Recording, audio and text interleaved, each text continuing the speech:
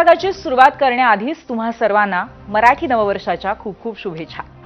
खरं तर आजचा दिवस अत्यंत उत्साहाचा, जल्लोषाचा, मराठी गौरवाचा, पण आपल्या आजच्या उत्साहावरही सावट होतं ते इराण युद्धाचं। इकडे आपल्या महाराष्ट्रामध्ये काल रात्री घरोघरी गुढीपाडव्याची तयारी सुरू होती, लगबग सुरू होती, तर तिकडे इराणमधल्या अस्लुहे शहरातील साऊथ पार्स गॅस फील्ड जवळ आगीचे लोट होते, कारण इस्रायलचा हल्ला। हा हल्ला इराणवर असला तरी त्याचे परिणाम अवघ्या जगाला भोगावे लागू शकतात। कसे ते पुढे सांगतेच, पण त्याआधी आजचे अपडेट्सही पाहूया। अमेरिका इस्रायल विरुद्ध इराण युद्धाचा आजचा 20वा दिवस आहे आणि इराणमध्ये हाच दिवस उजाडला तो साऊथ पार्स गॅस फील्डवरच्या हल्ल्यानं। स्फोटानंतर जे आगीचे लोट होते ते कित्येक किलोमीटरवरनंही दिसत होते, त्यामुळे हल्ल्याची तीव्रता तुम्हाला लक्षात येईल। बरं, हल्ल्यानंतर इराणनेही पलटवार केलाच। ऑपरेशन ट्रू प्रॉमिसचा चौथा टप्पा सुरू केला आणि त्यात त्यांनी कतारच्या सर्वात मोठ्या गॅस प्रकल्पावरती हल्ला केलाय। त्यानंतर इराणनं सौदी अरेबियाच्याही काही ठिकाणांवरती हल्ले चढवले। यावरून आखातामध्ये इराण विरोधामध्ये रोष निर्माण होतोय, कारण सौदी अरेबियाकडूनही इराणला थेट इशारा देण्यात आलाय। आमच्या संयमाची परीक्षा बघू नका, अशा कठोर शब्दात सौदीनं इराणला ठणकावलंय। आखात पेटलेला असतानाच अमेरिकेतही अनेक पडसाद तीव्र होऊ लागलेत। राष्ट्राध्यक्ष डोनाल्ड ट्रम्प यांच्या विरोधातले आवाजही उघड होत आहेत। त्यावरचेही अपडेट सांगणार आहे, पण सुरुवात करूया आजच्या प्रश्नानं आणि तो पाहण्यासाठी जाऊयात पोल सेंटरला।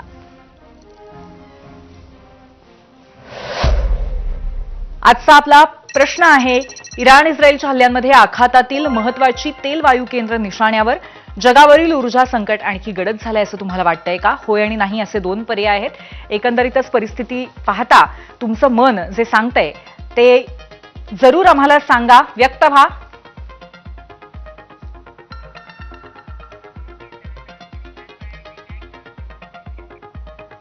हा प्रश्न विचारायचं कारण आहेत अर्थातच दोन हल्ले आणि दोन ठिकाणं। पहिलं अर्थात इराणचं साऊथ पार्स गॅस फील्ड। हे ठिकाण इतकं महत्वाचं आहे की तिथून संपूर्ण जगाला पुरेल इतका गॅस साठा निर्माण होऊ शकतो, आणि तोही एक दिवस नाही, एक महिनाही नाही, तर तब्बल 13 वर्ष पुरेल इतका गॅस साठा या ठिकाणी आहे। आणि दुसरं ठिकाण सौदी अरेबियाची राजधानी रियादमध्ये। इथल्या रिफायनरीवरती इराणच्या IRGC म्हणजेच इराणी रिव्होल्युशनरी गार्ड्सनं प्रतिहल्ले केले। पण इराण असो की सौदी अरेबिया किंवा कतार हे देश काही एकमेकांसमोर थेट युद्धात नाही आहेत, पण अमेरिकेची लष्करी तळं उद्ध्वस्त करण्याच्या नादात इराणनं आता इतरही ठिकाणांवरती हल्ले सुरू केले। आपल्या सगळ्यांनाही माहिती आहे की 28 फेब्रुवारीला हे युद्ध सुरू झालं होतं आणि तेव्हापासून आतापर्यंत या तिन्ही देशांव्यतिरिक्त एकाही देशानं आक्रमक भूमिका घेतलेली नाहीये। पण आज इराणनं कतार आणि रियादवरती केलेल्या हल्ल्यानंतर या दोन्ही देशांनी पहिल्यांदाच याच्यामध्ये उडी घेतली आहे, म्हणजे प्रत्यक्ष नाही पण एक खंबीर भूमिका घेतली आणि इराणला एका पद्धतीने धमकी दिली आहे। या व्यतिरिक्त या हमल्यांबद्दल 12 मुस्लिम देशांनी, त्यातले 11 देश आखाती देशही आहेत, त्यांनी नाराजी व्यक्त केली। तसंच सौदी अरेबियाची राजधानी म्हणजेच रियादमध्ये तातडीची बैठक घेतली। या बैठकीमध्ये कतारसह Azerbaijan, Bahrain, Egypt, Kuwait, Lebanon, Saudi Arabia, Syria, तुर्की, UAE आणि पाकिस्तान या देशांचे परराष्ट्र मंत्री उपस्थित होते। या बैठकीतून या मुस्लिम देशांनी हल्ले थांबवण्याची विनंती इराणला केलीच, पण त्याचबरोबर इराणनं आमच्या संयमाची परीक्षा घेऊ नये असा इशाराही त्यांनी संयुक्तपणे दिलाय।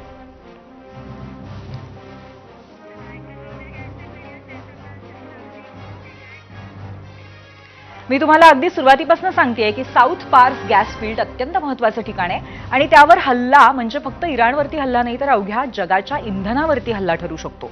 हे ठिकाण इतकं महत्वाचं काय आहे ते आपण जाणून घेऊया, जाऊया मीडिया सेंटरला। दक्षिण पार्स गॅस फील्डचं महत्व आपण बघतोय। पार्स क्षेत्रात जगातला सर्वात मोठा नैसर्गिक वायूचा साठा आणि मोठा भाग इराणच्या मालकीचा आहे। दोन देशांच्या मध्ये खरं तर हा भाग विभागलेला आहे। याच नैसर्गिक गॅस साठ्याचा दुसरा भाग कतारच्या मालकीचा आहे, त्याला नॉर्थ डोम असं म्हणतात। इथे आपण या दृश्यांमध्ये बघू शकतो, या ठिकाणी तब्बल 1800 ट्रिलियन क्युबिक फीटचा वापरता येण्याजोगा गॅस साठा आहे। 18 ट्रिलियन क्युबिक फीट। संपूर्ण जगाला सलग 13 वर्ष गॅस पुरवण्याची क्षमता या साठ्यामध्ये आहे। दक्षिण पार्समध्ये तयार होणारा बहुतांश गॅस हा घरगुती वापराचा आहे। हा सुद्धा एक अत्यंत महत्त्वाचा भाग आहे। आधीच जगाला कुठेतरी टंचाई जाणवायला लागलेली आहे. भारतामध्ये तर आपण परिस्थिती जाणतोच. दरम्यान या युद्धाच्या झळा आता संपूर्ण जगाला बसायला सुरुवात झाली आहे आणि कच्च्या तेलाच्या किमती $200 प्रति बॅरलवरती जाण्याची शक्यता आहे. बंद झालेली होर्मुझची सामुद्रधुनी आणि आता पार्स क्षेत्रावरचे हल्ले यामुळे तेलाच्या किमती कमालीच्या भडकण्याची शक्यता आहे. तशी भीती आहे आणि तज्ज्ञांचाही तसाच अंदाज आहे. युद्ध सुरू होऊन आता 3 आठवडे झालेत, पण युद्ध संपण्याची कोणतीही शक्यता नाहीये. गेल्या 20 दिवसांमध्ये कच्च्या तेलाच्या किमती वाढतच चालल्यात. त्या कशा ते पाहूयात मीडिया सेंटरला. कच्च्या तेलाच्या किमतींचा वाढता आलेख आपण बघतोय. जानेवारीमध्ये $63 प्रति बॅरल, त्यानंतर फेब्रुवारीमध्ये $69 प्रति बॅरल, 28 फेब्रुवारीला युद्ध सुरू झालं, त्यानंतर 4 मार्चला $85, 6 मार्चला $99, 10 मार्चला $120, 12 मार्च 127, त्यानंतर पुन्हा एकदा मोठी झेप 16 मार्चला 143 आणि 19 मार्चला 146 अशी आजची परिस्थिती आहे. जानेवारीतल्या $63 वरनं आपण $146 वरती आलेलो आहोत. $80 ने प्रत्येक बॅरलची किंमत वाढलेली आहे.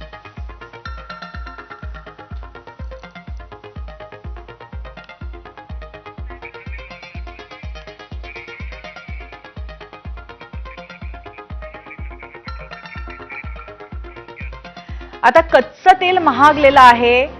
सरकारने पेट्रोलच्या किमती स्थिर ठेवलेल्या आहेत, ही अजूनही जमेची बाजू आहे. पण असं असलं तरी घरगुती गॅस सिलेंडर्सचा तुटवडा आणि पुरवठा याच्यावरनं सरकारनं आजही तितकंच गंभीर पद्धतीने सरकार व्यक्त झालेलं आहे. सरकार तितकंच गंभीर आहे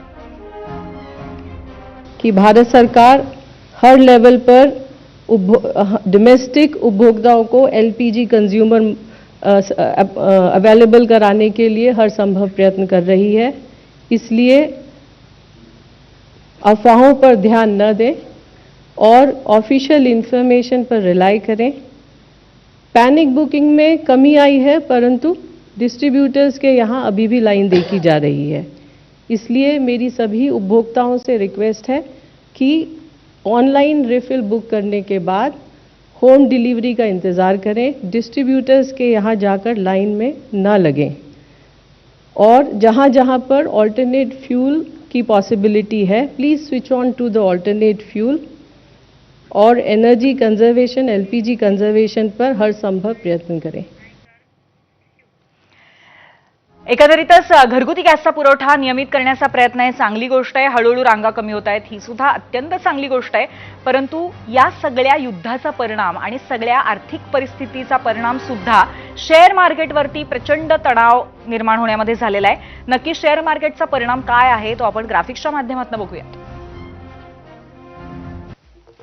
मुंबई शेअर बाजाराची पडझड आपण बघतोय. इंग्रजी नववर्ष म्हणजेच 1 जानेवारीपासून गुढीपाडव्यापर्यंत आपल्या मराठी नववर्षापर्यंत काय परिस्थिती आहे बघूया. 85,188 अंक 1 जानेवारीला ही स्थिती होती. त्यानंतर 82,000 वरती 25 फेब्रुवारीला सेन्सेक्स खाली आला. 4 मार्चला एक मोठी पडझड होऊन 79 पर्यंतच्या आसपास बाजार गेला. त्यानंतर 77,566 अंक ही परिस्थिती 9 मार्चला होती. ती 74,563 अंकांवरती आली 13 मार्चला.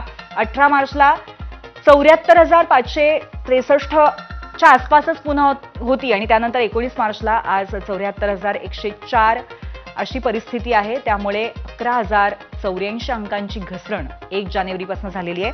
एकंदरीत 1 जानेवारीच्या आकड्याच्या तुलनेने 12 ते 13% ही पडझड झालेली आहे.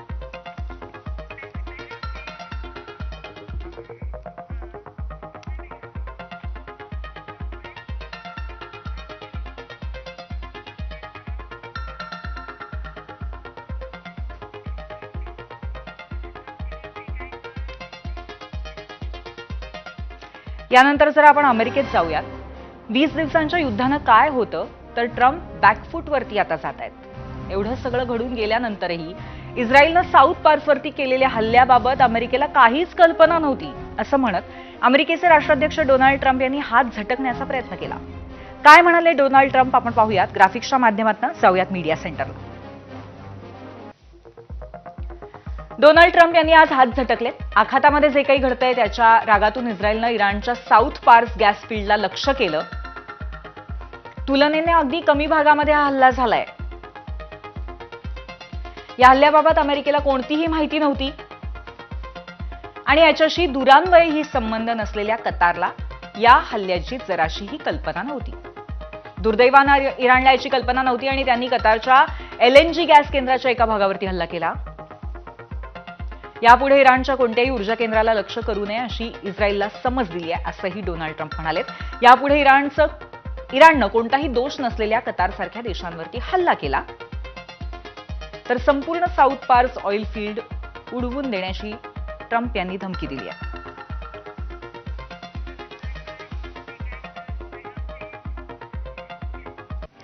हे म्हणजे अमेरिकेचं असं झालंय की ज्यानं पहिला हल्ला केला त्याला समज आणि ज्यानं प्रत्युत्तर दिलं त्याला धमकी. मॉरल पोलिसिंग करणाऱ्या अमेरिकेच्या अध्यक्षांचं हे अजब धोरण जगाला काही नवीन नाहीये. पण आणखीन सांगते की हे युद्ध अमेरिकेलाही चांगलंच महागात पडतंय. अमेरिकेची अर्थव्यवस्था ही $32 ट्रिलियन इतकी आहे आणि त्या अमेरिकेवरती 2 महिन्यापूर्वीपर्यंत $37 ट्रिलियन इतकं कर्ज होतं आणि या युद्धामुळे हे कर्ज लवकरच $40 ट्रिलियन घरापर्यंत पोहोचण्याच्या वाटेवर आहे.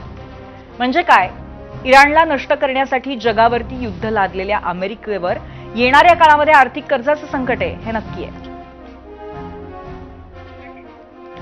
गेले काही दिवस आपण पाहतोय जगावर लादलेल्या या युद्धामुळे अमेरिका एकटा पडत चाललाय. आता इराण आणि इस्रायलनं वायू आणि तेल केंद्रांवरती केलेल्या हल्ल्यामुळे जग गॅस आणि तेलाच्या संकटाच्या दरीत ढकललं जात आहे. स्पेननं आज युरोपीय संघाला साथ घालत या अनुषंगाने कठोर भूमिका घेतली.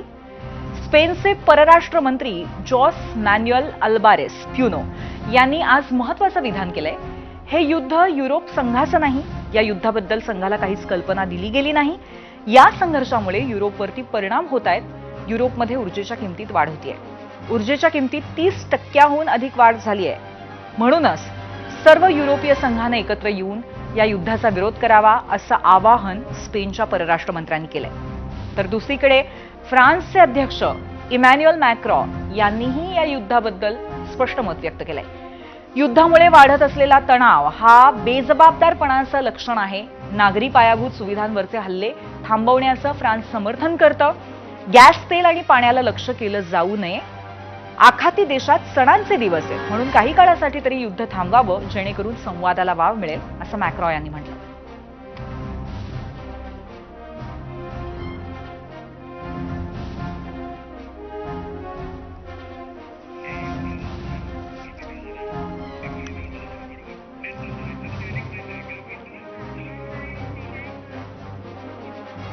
तर या युद्धाची आर्थिक किंमत तर आपण बघतोय पण त्याचबरोबर खूप मोठ्या पातळीवरती मनुष्यहानी सुद्धा या युद्धात होतीये. आपल्याला त्याच्या झळा बसत नसल्या तरी प्रत्यक्ष 3 देशांमध्ये परिस्थिती वाईट आहे. आखाती देशांमध्ये सुद्धा प्रचंड मोठ्या प्रमाणामध्ये लोक मृत्युमुखी पडलेले आहेत. आपण डेथ टोल गेल्या 20 दिवसातला या युद्धाचा काय त्यावर सुद्धा एक नजर टाकूया. जाऊया मीडिया सेंटरला. इराणच्या युद्धामध्ये 2428 लोक मृत्युमुखी पडलेले आहेत. इराणमध्ये 1444, लेबनॉनमध्ये 912. जे 2 महत्वाचे देश ज्यांना लक्ष्य केलेलं इस्रायलने. इराकमध्ये 29, इस्रायलमध्ये 15, UAE मध्ये 8, इतर राष्ट्रांमध्ये 7 आणि अमेरिकन सैनिक यामध्ये 13 मारले गेलेले आहेत. आणि इराणच्या या संपूर्ण आकडेवारीमध्ये लहान मुलींचा सुद्धा शाळकरी मुलींचा समावेश आहे.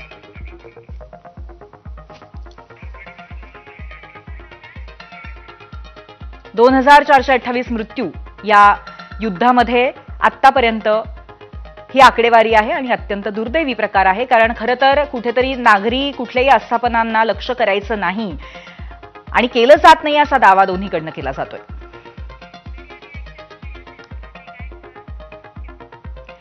आणि आता याच पार्श्वभूमीवर आम्ही जो प्रश्न विचारलाय त्याला सर्वसामान्य प्रेक्षकांनी काय प्रतिक्रिया दिली आहे त्या आपण पाहूयात मीडिया सेंटरला. एक्सवरनं पहिली प्रतिक्रिया आपण बघतोय.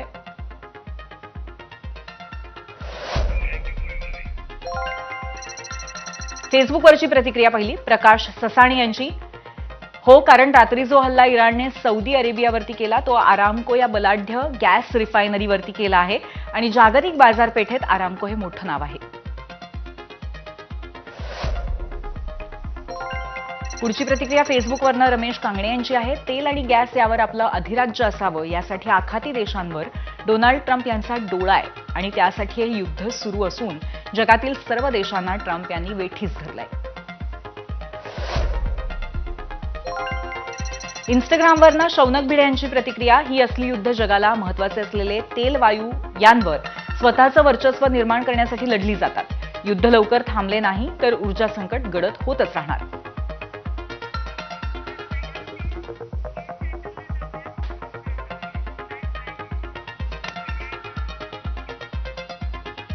आणि यानंतर आपण सध्याची जी परिस्थिती आणि जगावरती जे एक आता आर्थिक मंदीचं संकट हळूहळू दिसायला लागलेलं आहे त्या अनुषंगाने चर्चा करणार आहोत. आपल्यासोबत आहेत अर्थतज्ञ चंद्रशेखर टिळक. आपण जाऊयात गेस्ट सेंटरला. चंद्रशेखर टिळकजी, आपलं स्वागत आहे एबीपी माझाच्या गेस्ट सेंटरला 0 आवरच्या. आणि अर्थातच तुमचं लक्ष असेलच विविध घडामोडींवरती. कालपासनं जो एक मोठा कहर चालू झालेला आहे विविध गॅस साठ्यांवरती, तेल साठ्यांवरती, ते बघता आता हे युद्ध आणखीन गंभीर पातळीवरती गेलेलं आहे आणि त्यामुळे आता तेल संकट आणखीन गडद होणार आहे असं तुम्हाला वाटतं का? अत्यंत चिंताजनक अशी ही गोष्ट आहे. कारण गेल्या 2-3 दिवसातल्या बातम्या पाहिल्या तर इराणनं कुवेतच्या गॅस रिझर्व्हवरती हल्ला केलाय आणि इस्रायलनेही त्याचा प्रतिहल्ला केलेला आहे. अर्थात या क्षेपणास्त्राच्या माऱ्यातनं लागलेल्या आगी ताबडतोबीनं विझवण्यात आल्या असल्या तरी सुद्धा एका निर्णायक टप्प्यावरती हे युद्ध आलंय ही गोष्ट लक्षात येईल. आता हे युद्ध नेमकं कोणत्या दिशेनं जाईल हे सांगता येणं केवळ कठीण आहे. याचं कारण असं की गेल्या काही महिन्यांचा युद्धाबाबतचा अनुभव याच असं नव्हे, हा जर विचारात घेतला तर कोणतेही युद्ध सलग चाललंय आणि एकदा त्यांनी विराम घेतला की ते पूर्णपणे थांबलंय अशातली गोष्ट नाही. अगदी रशिया युक्रेनच्या युद्धाचा विचार केला तरी हीच स्थिती आहे. इस्रायल हमासचा विचार केला तरी हीच स्थिती आहे. एक फार तर एक अपवाद म्हणून असं म्हणता येईल की अमेरिकेनं जी व्हेनेझुएलामध्ये कारवाई केली आणि त्याच्या राष्ट्राध्यक्षांना सपत्नीक अमेरिकेमध्ये हलवलं, याच्यानंतर त्या फ्रंटवरती काहीही झालेलं नाही. त्यामुळे तुमच्या प्रश्नामध्ये अभिप्रेत असलेले जे हल्ले आहेत ही नेमकी आता ज्या देशांचा या युद्धामध्ये प्रत्यक्ष सहभाग आहे त्यांची राजकीय अपरिहार्यता आहे की भावनिक आगतिकता आहे हे ठरवता येणं केवळ अशक्य आहे. आणि या दोन्ही गोष्टी अशा आहेत की यातलं काहीही असलं तरी सुद्धा याला कोणतंही तर्कसंगत उत्तर नसतं. खरी अडचण आता अशी आहे की अशा वेळेला कोणत्या तरी एका बाजूनं पुढाकार घेऊन समेटाची किंवा वेगळ्या पद्धतीच्या समारोपाची बोलणी करावी लागतात. आज इराणच्या वतीनं हे धोरण नेमकं कोण करणार, हे पाऊल कोण करणार, याचं उत्तर आपल्याला वरती याचा काय परिणाम होणार आहे नक्कीच. परंतु आता ही परिस्थिती बघता भारतावरती काय परिणाम होणार आहे हा सुद्धा महत्वाचा मुद्दा आहे. त्या अनुषंगाने काय सांगाल? काय वाटेल ते होऊ शकतं. कारण आता जर युद्ध लांबलं तर ते अमिबाच्या पद्धतीनं लांबेल की काय असं गणित आहे. म्हणजे जसं अमिबाला स्वतःचा एक विशिष्ट शारीरिक आकार नसतो, तो कुठच्याही बाजूनं पसरतो आणि कुठच्याही बाजूनं आकुंचन पावतो. युद्ध आज मितीला तसं आहे. आणि असं जर झालं तर एका अपरिहार्यतेतनं जसं आत्ताचं युद्ध सुरू आहे तसं या अपरिहार्यतेतनं जे इतर देश आज मितीला या युद्धात प्रत्यक्ष सहभागी नाहीत, ते तटस्थ आहेत, ते सुद्धा एकतर वाहत्या गंगेत हात धुवून घेतायत की तापल्या तव्यावर आपल्या पोळ्या भाजून घेतायत याचाही विचार करावा लागेल. एक साधं गणित घेऊया आपण की या युद्धाच्या अगदी सुरुवातीच्या टप्प्यामध्ये नॉर्थ कोरियाचे राष्ट्रप्रमुख चीनच्या राष्ट्रप्रमुखांना भेटायला जातात अशी बातमी होती. आणि त्यावेळेला या विमानावरती काही प्रमाणात दक्षिण कोरिया म्हणजे साऊथ कोरिया जो गेली अनेक वर्ष एक शांतता प्रिय असा देश निर्माण झालाय त्यांच्याकडनं काही कागाळी केली गेली अशी ही बातमी होती. अर्थात याची फार चर्चा किंवा दुजोरा दिला गेला नाही, हे लक्षात घेऊया. पण एक दुसरी गोष्टही अशी लक्षात घेऊ की अशा पद्धतीची अनिश्चितता दीर्घकाळ चालू राहील याचा विचार जरूर गेल्या आठवड्यातल्या काही घटनांमध्ये झालाय. बरोबर. पण म्हणूनच मला तुम्हाला असं विचारायचं आहे चंद्रशेखर सर की आता हळूहळू कुठेतरी इतर देशांचं इंटरव्हेन्शन या सगळ्या ह्याच्यामध्ये किती महत्वाचं ठरतं आणि ते लवकरच आपल्याला होताना दिसेल का? कारण हळूहळू फ्रान्स, स्पेन यांनी आपली भूमिका मांडायला सुरुवात केलेली आहे. करोना नंतरच्या काळामध्ये गेल्या 5 ते 6 वर्षाच्या काळात जागतिक अर्थव्यवस्थेमध्ये जे वादळी बदल झाले त्याचे जे 3 महत्वाचे हिरो आहेत, इंडोनेशिया, चीन आणि भारत, ते आज मितीला या युद्धामध्ये तटस्थ आहेत. कोणत्याही प्रकारचं विधान या तीनही देशांच्या राष्ट्रप्रमुखांनी या युद्धाबद्दल इतके दिवस ते युद्ध सुरू झाल्यानंतरही केलेलं नाही, हे लक्षात घेतलं पाहिजे. एकंदरीतच हे युद्ध अत्यंत टिपेला पोचलेलं असताना सुद्धा हॉर्मुझ स्ट्रीप इराणनं आपल्या देशासाठी पाठवलेल्या तेल जहाजांसाठी खुली केली. इतकंच नव्हे तर तेहराननं ही त्यांना संरक्षण पुरवावं असं आवाहन केलं आणि तेहरानच्या सामुद्रधुनीतनं ही 2 जहाजं पुढे आल्यानंतर भारतीय नौसेनेनं त्यांना संरक्षण दिलं. आणि ह्या घटना होत असतानाच जी काही ठिकाणी सोशल मीडियामध्ये बातमी फिरतीये की रशिया तो एका दुसऱ्या देशाकडे काही तेल पाठवत होतं, शेवटच्या क्षणाला त्यांनी त्यांचा मोर्चा वळवून ती संपूर्ण जहाजांचा चमू भारताच्या किनाऱ्याकडे रवाना झाला. हे पाहू जाता आपण काही बोललो नाही तरी प्रिव्हेंटिव्ह ऍक्शन म्हणावी अशा पद्धतीची सुरक्षात्मक पावलं उचलली गेलीत. अशी सुरक्षात्मक पावलं किती काळ उपयोगी पडतील आणि नेमकी ती कोणत्या कोणत्या वस्तू आणि सेवांच्या बाबतीत उचलली गेली आहेत याच्यावरती आपल्या राष्ट्रीय अर्थव्यवस्थेवरती या युद्धाचा ताबडतोबीनं आणि दिरंगाईनं काय परिणाम होईल हे अवलंबून राहील. नक्कीच. आणि म्हणूनच लक्षात घेऊ की आज मितीला जागतिक अर्थव्यवस्थेच्या क्रमवारीमध्ये आपल्या देशाची अर्थव्यवस्था ही 4थ्या क्रमांकाची आहे. याचे जेवढी सिद्धता किंवा सामर्थ्य म्हणजे स्ट्रेंथ आहे तेवढंच त्याचा धोका म्हणजे थ्रेटही असतो.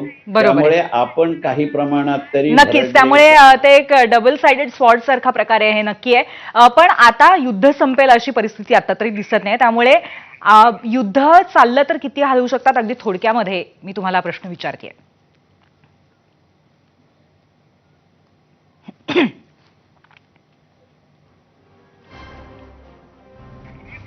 ठेव की मुळात आज मितीला सरकारकडे या सगळ्या गोष्टींचा साठा किती आहे याच्यावरती सरकार कितीपर्यंत ह्याचे दर स्थिर ठेवू शकेल हे गणित देऊ शकेल. याबद्दलच्या ज्या काही अटकळी आणि बातम्या फिरतायत त्या पूर्णपणाने प्रिंट मीडिया, इलेक्ट्रॉनिक मीडिया आणि सोशल मीडियामध्ये आहेत. फार मोठ्या प्रमाणावरती नेमकी आकडेवारी सरकारी पातळीवरनं जाहीर केली गेलेली नाहीये. आता हे धोरण आहे का हे पवित्र आहे? न बोलता शांत राहून आपला साठा वाढत राहावा आणि त्यामुळे आपली ज्याला आपण एक प्रकारची सहन करण्याची पातळी म्हणतोय ती जाहीर करायची नाही असं सरकारचं धोरण असेल तर गोष्ट वेगळी. अन्यथा जी काही आकडेवारीची चर्चा ही मीडियामध्ये होतीये, समाज माध्यमांमध्ये होतीये, प्रसार माध्यमांमध्ये होतीये, ती पाहू जाता पुढचे काही दिवस तरी आपल्या देशामध्ये पेट्रोल आणि डिझेलचे भाव स्थिर राहू शकतील ही गोष्ट नक्की. पण मला असं नक्कीच धन्यवाद सर. मी आता तुम्हाला आपल्याकडे वेळ कमी असल्यामुळे मला तुम्हाला थांबावा लागतंय, परंतु धन्यवाद, तुम्ही आम्हाला सविस्तर माहिती दिली त्याबद्दल. यानंतर पहिल्या प्रश्नावरती काय कौल आलेला आहे आपण पाहूयात पोल सेंटरला. एकूण 19,000 मतं आलेली आहेत आणि हे ऊर्जा संकट आणखीन गडद झालंय का, तर 93% लोक हो म्हणतायत आणि 60% लोक अजूनही आशावादी आहेत. लवकरच हा सगळा संकटाचा प्रकार दूर होईल असं त्यांना वाटतंय.